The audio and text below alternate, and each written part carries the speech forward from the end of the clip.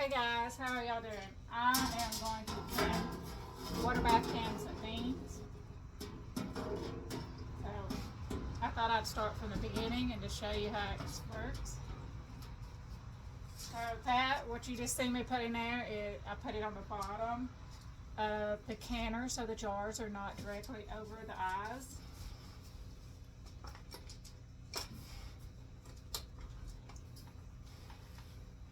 And I am on a glass stove, but what I do is I put my canner on the ridge here, on the outside and the front.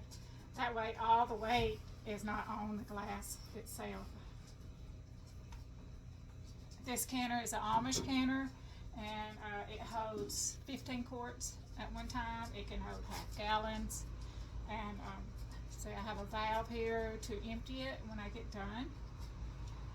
So I went ahead, I turned it on. I got a lot more. I got about 3 gallons of water in there right now. So we'll get started. I let my water run slowly back there, filling up the gallon jugs. So here we go. We got my clean jars. Jars already washed. I got 15 quarts here already washed. What you do, I've already got my beans. I'm doing black-eyed peas today, and I've washed them and got them ready. You put 1 cup of dried beans in your jar. Now I like to use like some kind of container to put my jar down in, just in case you spill any or you drop any. That way it's easier just to collect your beans. We'll do this right quick.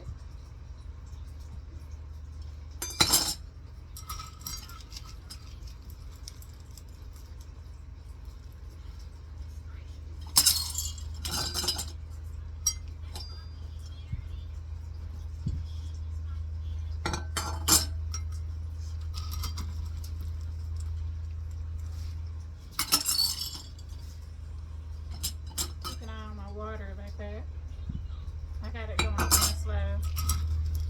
But you notice I went ahead and turned on my stove so the water, the 3 gallon I have in there, can go ahead and start heating up a little bit. I mean, it's not going to get that hot. It doesn't take long to do this right here. 15 quarts.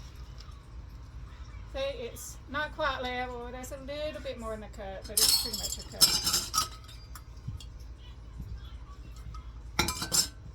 I have, let's see how many, 1, 2, 3, 4 pounds is what I prepped.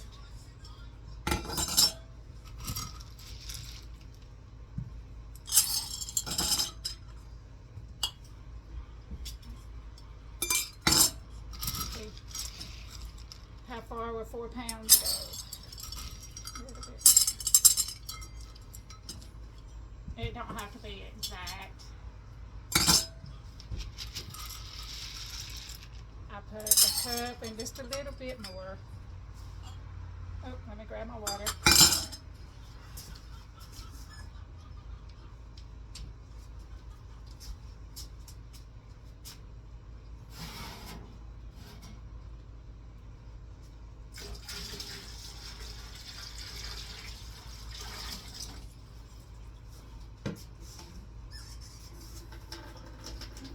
So I have about 4 gallons in there now.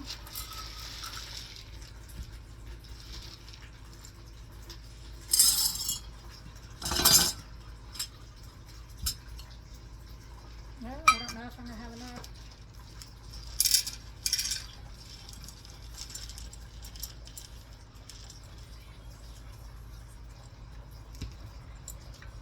That's going to be a pint.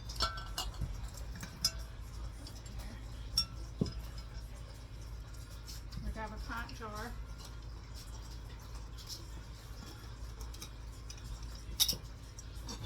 Got some on the side. I've always got jars washed, ready to go.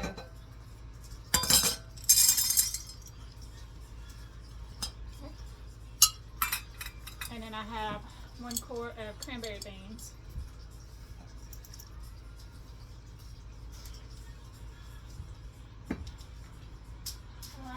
up with 2, 4, 6, 8, 9, 10, 11, 12, 13. 2, 4, 6, 8, 10, 12. 12 quarts of black eyed peas, 1 pint of black eyed peas, and 1 quart of cranberry beans. Now, since my canner holds 15, I'm going to go ahead and break one of these down into 2 pints. And that's okay, because sometimes it's just a couple of us want to eat and we don't need a whole quart. So to do that, I'm just going to split it in half.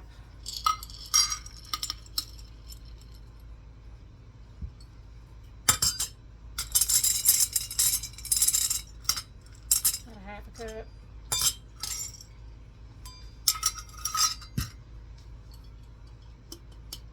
I could can a jar of water if you wanted to, or you know, to fill up that space. Let me see what I'm going to have.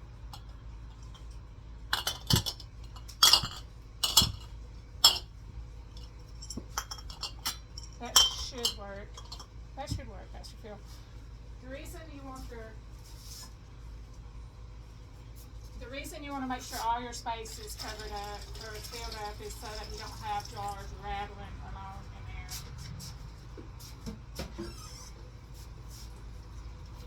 You don't want jars to get flipped over or turned over. You want to try to keep them standing up. I may, in fact, I'm going to see what it looks like. I may go ahead and break down one more of these. I'll do the cranberry. I'm going to put that in the 2 pints. Okay, I'm going to pause you for a second. Okay, no, I'm not going to do the pint. I'm just going to do it like this right here and make it work. If I need to fill another space up, I'll do some water. Alright, so in each jar, I like to put about a teaspoon of salt. You don't have to do the salt. That's just, we like salt on our beans. And last time I did them was just a half a teaspoon, and it ended up not quite enough. So I'm putting a half teaspoon in a pint with a half a cup of dried beans. And of course, it's going to be 1 teaspoon of salt and 1 cup of dried beans. And you can do a little more than a cup. Like I said, it don't have to be exact. You just have to be careful. You got to think, okay, so my beans are going to swell, and you don't want them to be too big, you know, too much that it bursts the jars.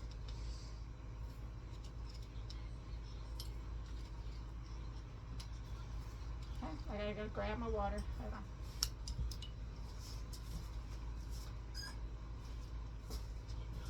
I'm not going to put any more water in the canner right now. I want to get my jars in there and see how much more I need. Because you go right over the tops of the jars.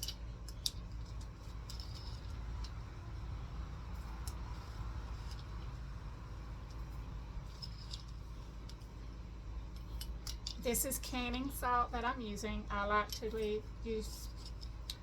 to store my salt in a jar like this. It does kind of compact, so you have to kind of break it up. That's okay. Alright, so let's see what we got. I'm going to go ahead and put water in these.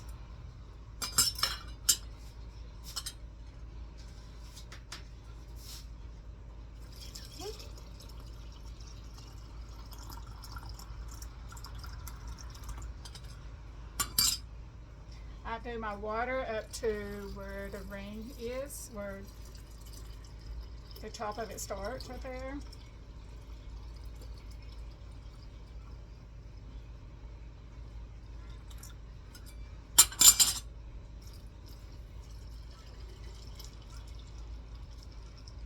Like I said, if you're worried about salt, you don't have to use the salt. It's a personal preference if you want it or not. I use tap water. Some people use distilled water. I use tap water. That's a personal preference, so just like water bath and pressure candy.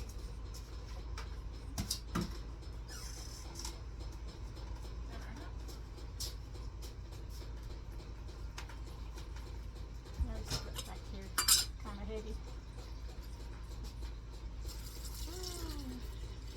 And this is why you see the water splashing.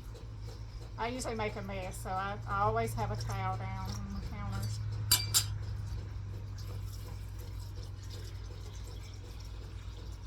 So to get the 15 quarts, I should have had 5 pounds of beans. So approximately 5 pounds of beans will get you 15 quarts. Or peas. And this is the small, you know, they're black-eye peas, so they're the small ones. Now the big beans, you probably don't need quite that much. And I've never really measured. I just always got a bunch and candle and went from there.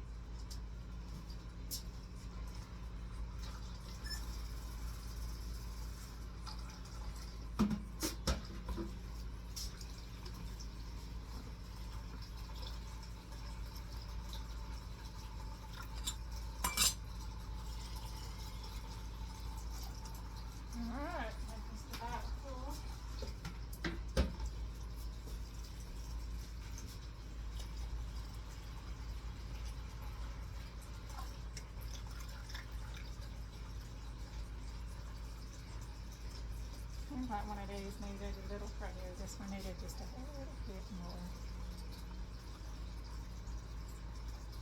Like I said, I like to go, I don't know if you can see it, I like to go to this right here to where it starts getting small. And that gives them plenty of water, plenty of room. Okay.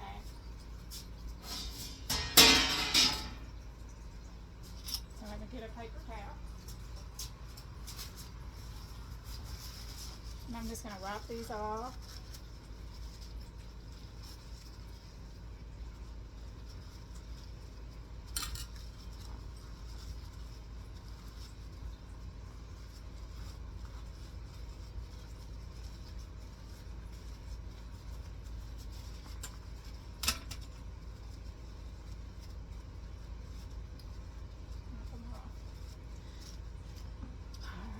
Now I'm going to just put my rings, like I can wash and lay it over here on the side, put my lids and rings on.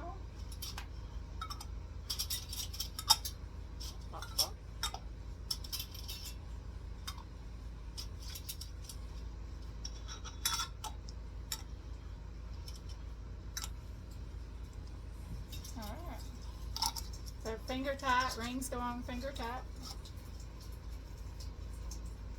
And then you just put it in the water. Okay, so this is not hot whatsoever. It's a little bit warm. It's not gonna hurt. It's not gonna hurt this. You just don't want it to get too hot before you put your cold jars in there, because it will pop the jars. Alright, you just gotta think, you know, you want your jars to heat up with the water. And it's not gonna hurt if the water's warm. It's not, I mean, it's not. I still put my hand in it, so it's not hot at all. You gotta think, 4 gallons of water, it takes it a while.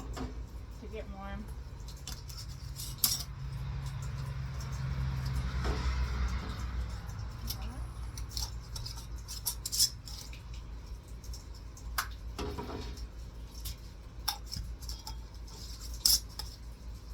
So you put all these in here, and you wait for it to get to a rapid boil.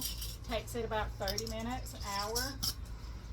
I don't know if you've seen me, I did turn on 2 eyes, so it is setting on 2 eyes. So half the stove is running. Is it full? Yeah, it's full. Okay. Not this minute. I'll add it to this here in a minute. Let me just pour some out so you don't spill over yourself. Okay. So I do have room for one more pint.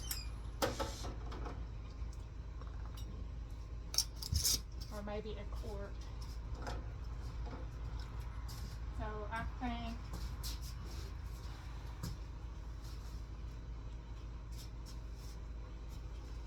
think I'll go ahead and do a quart of water. It may sound crazy to you guys, but you never know when you're going to need water.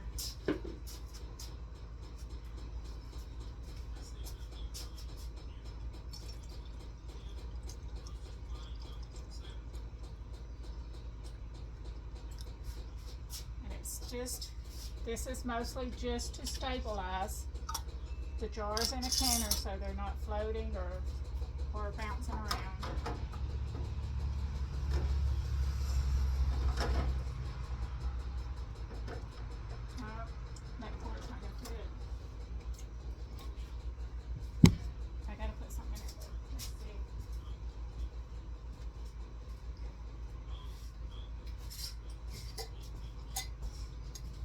Just a bit. Just a bit.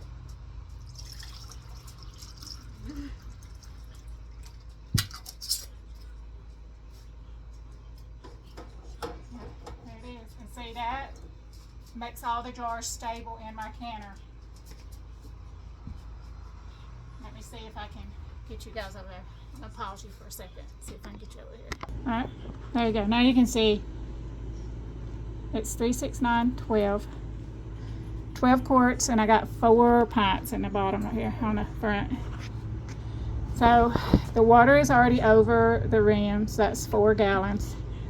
It's already over the rings just a little bit. I'll add a little bit more to it.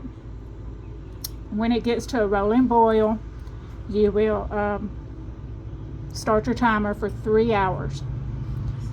So now it's just a wait and let it do its thing. I'm going to go prep something else to can. Either apples or potatoes. I'm not sure which one I'm doing. Anyway, 3 hour wait time. Well, doing this about 3.5 to 4 hours wait time, and it'll be done.